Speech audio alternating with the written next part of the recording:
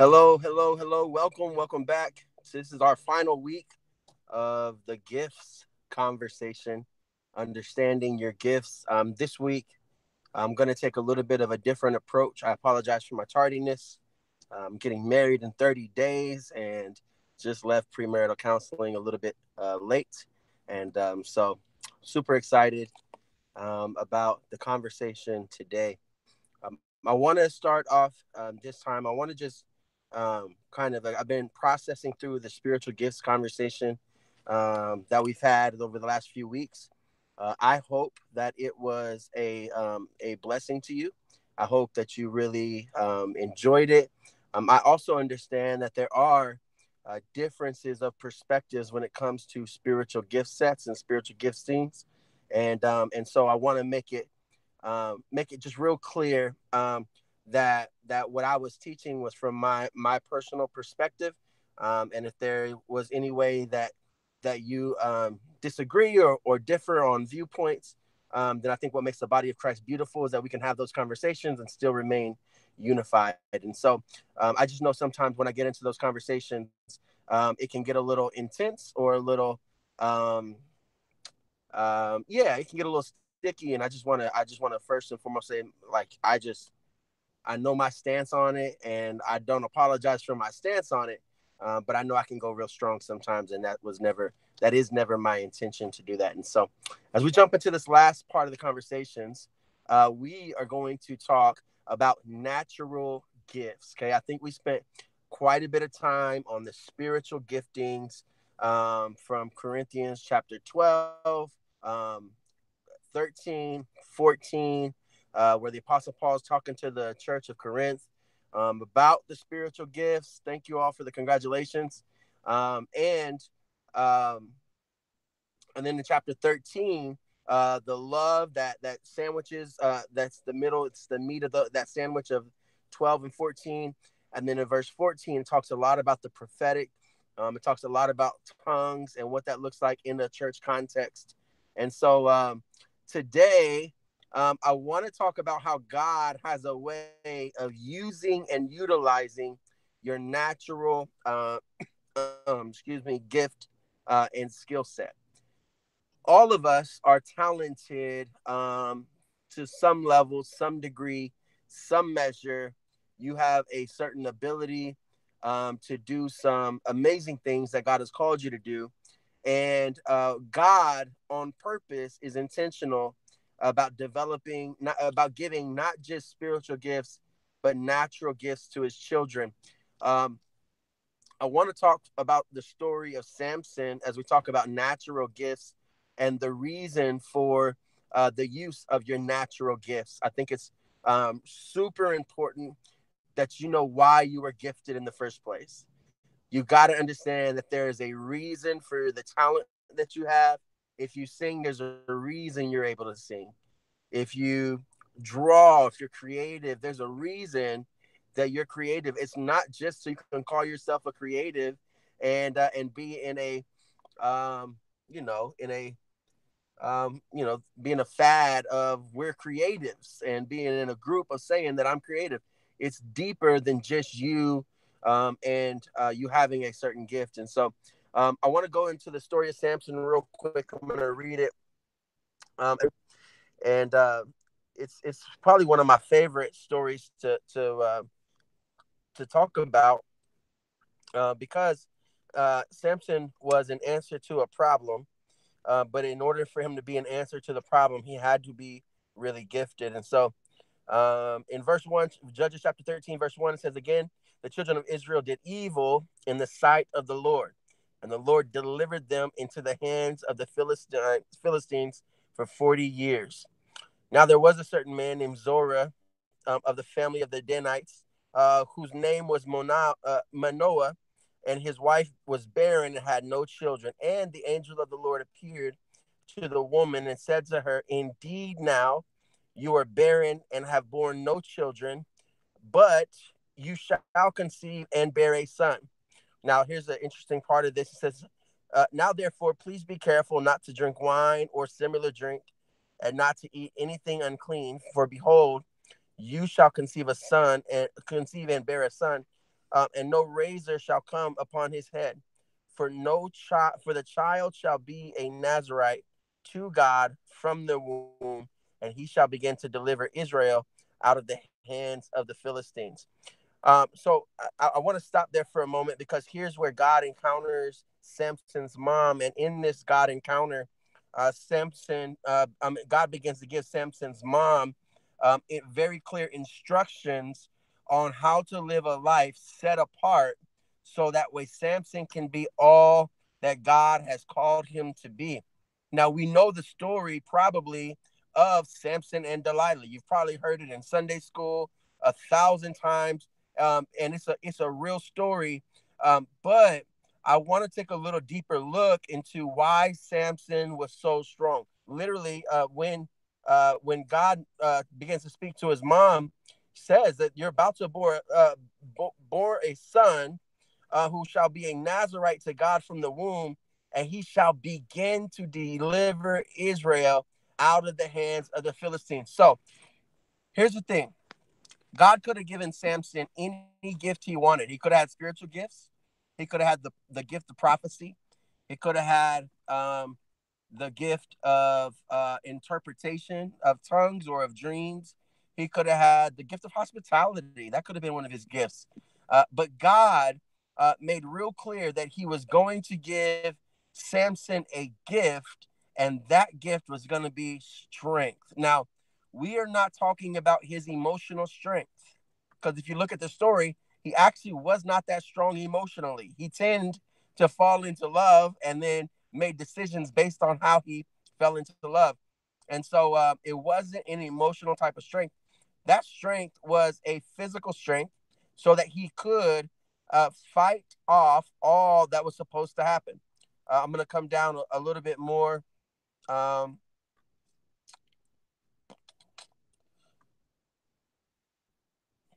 to the birth of Samson. Give me 1 second. Um, so the woman bore a son and called his name Samson. And the child grew, and the Lord blessed him. And the Spirit of the Lord began to move upon him at Mahina Dan, between Zorah and Eshtaol. Now Samson went down to Timnah and saw a woman in Timnah, of the daughter of the Philistines. So he went up and told his father and mother, I have seen a woman in Timnah, of the daughters of the Philistines. Now, therefore, get her for me as a wife. So pretty much he has a desire and appetite that is not quenched. That he's thirsty, y'all. He's real thirsty. And because he is thirsty, he begins to, this is where I say he was not emotionally strong. He was physically strong. There was a physical gift that God gave him to begin to fight off every enemy of the Israelites. But just because you're naturally gifted at something does not mean that you get to check out on the emotional side of you, or that you don't need some emotional intelligence, some spiritual growth, even some intellectual growth.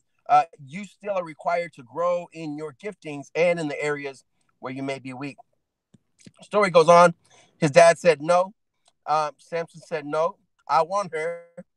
Go get her for me. And they knew that it was God that was allowing this to happen. And so they did it. And then this is where we see his strength at. Now, to his surprise, a lion came roaring against him, and the Spirit of God came mightily upon him, and he tore the lion apart as one would have torn apart a young goat, though he had nothing in his hand, but he did not tell his father and mother what he had done. Listen, your gift mixed with the Spirit of God to use your gift is what gives you the strength, if you will, to do and accomplish all that God has called you to do. Now, this is just a lion in this example. And we know the story of Samson, that he actually took a jawbone and killed thousands of people by himself because of the physical strength that he has. But literally, every time that Samson got strong, it was his natural ability mixed with the Spirit of God. Now, it was God's Spirit and his natural ability that caused him to um, fight off every enemy that was opposing his people, his generation. Now, when Samson disobeyed, You get the story of Samson and Delilah. She cuts off his hair. Now all of a sudden it loses his strength because he disobeyed God. It really wasn't because she cut off his hair. It was because he disobeyed God. He loses his natural ability, and then you get to the end of the story where he's focused on um, trying to finish strong, end well, if you will. And what we see is we see Samson has this moment where his hair begins to grow back, and the strength, the natural strength that he had in the very beginning, began to come back. And so here's what I want to talk about for the next just few minutes, and then maybe we'll open up for some natural giftings questions. We see God beginning to move on Samson again. Hair begins to grow back. And the Bible says, with one last push, he pushed over these two pillars, and the whole building fell down. And it said that he killed more people in that moment than he did in his entire life. The story of Samson is a unique one because we see a natural skill set mixed with his obedience or lack thereof put him in some positions that he could have overcome or should have overcome, but ultimately didn't, and he ends up dying with his gift at the very end. I am I'm a little burdened by stories like this because I'm reminded of people like Dr. Miles Monroe, and Dr. Miles Monroe has a statement that says, "The richest place in the world is the graveyard." There are unwritten books. There are businesses that were never launched. There are ideas and inventions that never manifested themselves. And when you think about people who died with their gift not being put to use at the level it was supposed to be put to use, it becomes really sad and unfortunate that, man, there was so much potential or ability that these people had that they literally could have changed the world with an idea. Could you imagine if Steve Jobs never did use his natural gift? Can you imagine if Albert Einstein never used his natural gift? Can you imagine if a spiritual leader like Dr. Martin Luther King Jr. never used his natural gift? Can you imagine where the world would be because people failed to use what they were naturally gifted to use? We spent the last month talking about spiritual gifts, and I believe in them, and I love them, and I love that God allows us to use spiritual gifts. But it's really going to be important that you don't forsake the natural giftings and abilities that God has given you, because he wants to use you naturally to do amazing things. And so I'm just curious as to, in your own life, in your own skill set, in your own journey, what type of natural ability are you sitting on right now that God could be using for amazing things, that you probably need to put to work a little bit more, or you need to bring out, or you need to write the book, or you need to do what you were naturally gifted to do, in order so you can literally, if you look at the reason Samson was given strength, it wasn't just so he could be a strong man. He was given strength so he could begin to deliver the Israelites once again. You literally could begin to deliver an entire people group by using your natural ability and God's supernatural ability to change the world. And I don't just mean change the world around you, because we hear that a lot and we think, okay, well, I can change my job, or I can change the people in my neighborhood. What if the idea that you have is the one that's supposed to literally change the world? And so, my thought today, as we kind of close up this series, is yes, I want you to know and understand your spiritual gifts and abilities. And yes, I want you to know and understand how God has uniquely used you. But more than anything, I don't want you to die prematurely and not be able to say you used the gifts that God gave you to accomplish the things that God has called you to accomplish. When this is all said and done, we got to give an account for what we did and what we did not do. And though sin will be a part of that conversation, I also believe stewardship will be a part of the conversation too. What did you do with what God gave you? I think about the parable of the talents when God gave a five and then two and then one talents, and the man with five went and doubled it. The man with two went and brought back more, and the man with one went and just buried the talent, just buried the gift. I really feel that that somebody who's watching this needs to be encouraged to not bury your gift. You get to go double your gift, make double the impact of what God has given you, has allowed you to steward over. And in you doubling that, God is well pleased. We don't just want to be supernaturally gifted, we want to be naturally gifted with God's Spirit so we can make the impact that God is calling us to make. And I want to encourage you that whatever it is that you're naturally gifted at, you need to be using it. Don't just go bury it. Now, what that looks like for you could be different. For me, I'm a naturally gifted communicator. Now, it don't mean I don't have to work at my gift. I still got to go and practice. I'm naturally gifted to do that. So if I didn't do this to share the gospel with people, I would be forfeiting a bigger purpose that God has called me to do because I'm not using my natural gift, my natural ability. And so I'm just curious today at what type of gifts are you sitting on, sleeping on, that you probably need to put to use. It's your natural ability, Samson's natural strength mixed with God's divine ability. Every time he used his natural strength, the Spirit of God was with him and was helping him to use his natural strength. And then you're able to help deliver people from what it is that you're calling them to deliver. Um, very last thing I'll say is this: it's one of my things. When you look at issues in the world and people who have these natural abilities, or people that we would consider world changers, people that have accomplished major things, or if we just looked in the Bible and we looked at major world issues, you look at poverty in the Bible, you look at slavery in the Bible, you look at corrupt leadership in the Bible, you look at corruption in the land in the Bible. God had an answer for every single issue. And the answer actually was never a program, and it was never an organization. It was always a person.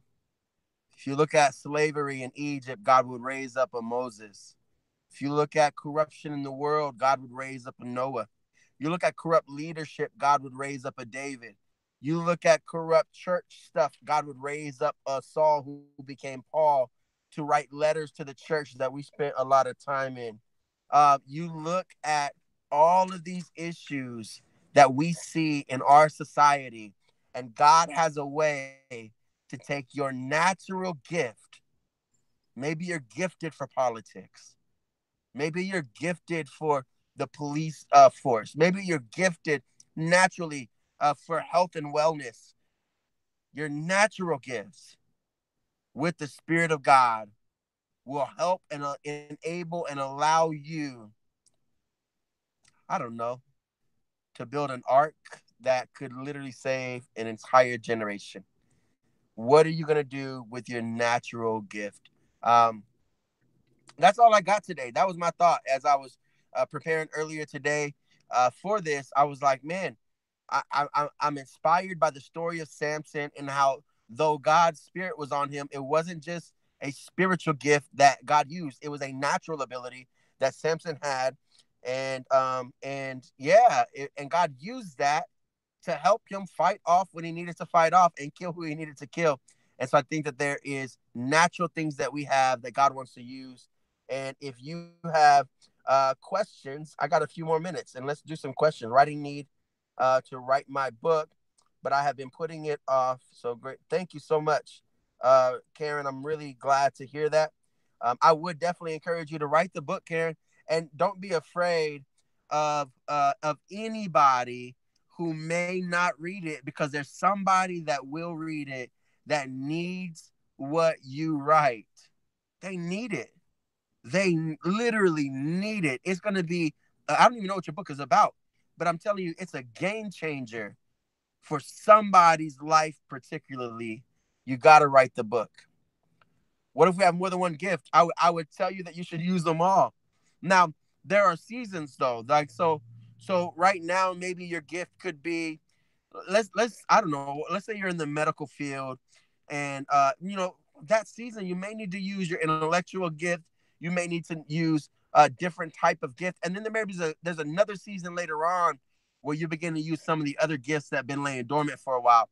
So I would tell you that you don't have to use all of them all at once to do a whole lot of things, but you should be using your gifts. And the point of it all is to live a life poured out. That by the end of your entire life, you'll look back and you'll say, "Man, I gave everything I had. I used every gift that I had to do all of these amazing things." Um, Kurt, please do. Please write your book, man. Give yourself a deadline. Get it done. Like February is what, 28 days in February? Why not finish it by the end of February? If you wrote for an hour every day, there's a good chance you could get it done by the end of February. Any ideas? Foster care systems. I don't know exactly what question that is or what you're asking, but I'll say that the foster care system needs help and they need gifted people to be in position to help shift and change the system. And maybe if that's a burden of yours, there's a reason why you're naturally gifted the way you are, and God can use that to help shape and to change that.